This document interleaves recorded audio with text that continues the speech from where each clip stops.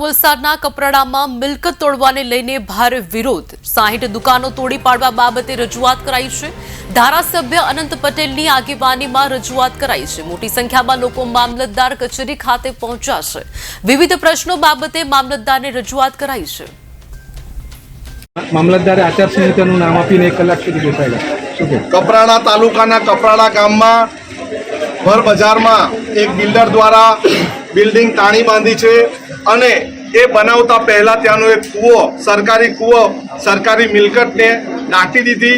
બીજી સરકારી મિલકત બસ સ્ટેન્ડ હતું, બસ સ્ટેન્ડને તોડી નાખવામાં આવ્યું।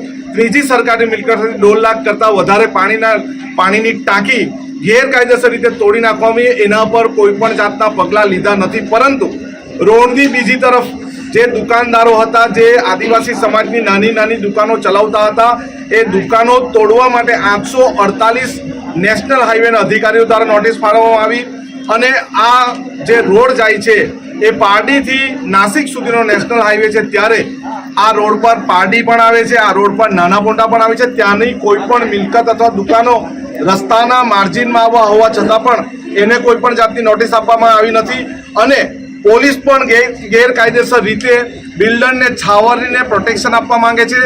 આજે અમે ગાંધી ચિંધ્યા માર્ગે આવેદનપત્ર આપવા માટે આવ્યા, પરંતુ ખબર નથી મામલતદાર સાહેબને ખબર છે કે નથી ખબર ભારતનું બંધારણ, પરંતુ આચારસંહિતાનું બહાનું કાઢીને અમને 1 કલાક સુધી બહાર બેસાડ્યા અને છેલ્લે પણ એમના ડેપ્યુટી મામલતદારે આવીને આવેદનપત્ર લેવું પડ્યું। અમારે તમારા દ્વારા પણ મામલતદાર સાહેબને પૂછો કે ખરેખર કપરાડા ગામમાં, કપરાડા તાલુકામાં આચારસંહિતા લાગે છે કે નથી।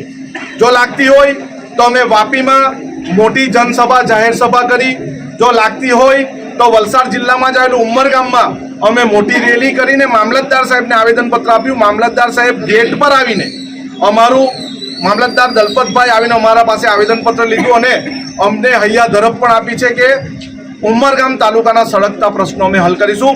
તો મને એવું લાગે કપરાડામાં કંઈ બીજો કાયદો લાગે છે અથવા આ બિલ્ડર છે એનો કંઈ કાયદો તાલુકા સેવા સદનમાં લાગે છે, મને ખબર નથી, પરંતુ અમે અમારું આંદોલન અટકાવવાના નથી। અમે જો આ દુકાનો તોડવાની વાત કરશે ને ગેરકાયદેસર રીતે તાલુકા મેજિસ્ટ્રેટને ખબર પડ્યા વગર કરશે અને પોલીસ પ્રોટેક્શન આપશે તો અમે એક પણ દુકાન તોડવા દેવાના નથી। પહેલા પારડી વિસ્તારમાં, પછી નાના પોંડા વિસ્તારમાં જે રોડ માર્જિનમાં આવતી દુકાનોને નોટિસ આપો, પછી જ અમારા વિસ્તારમાં આવો, ત્યાં સુધી અમે આવવા દેવાના નથી।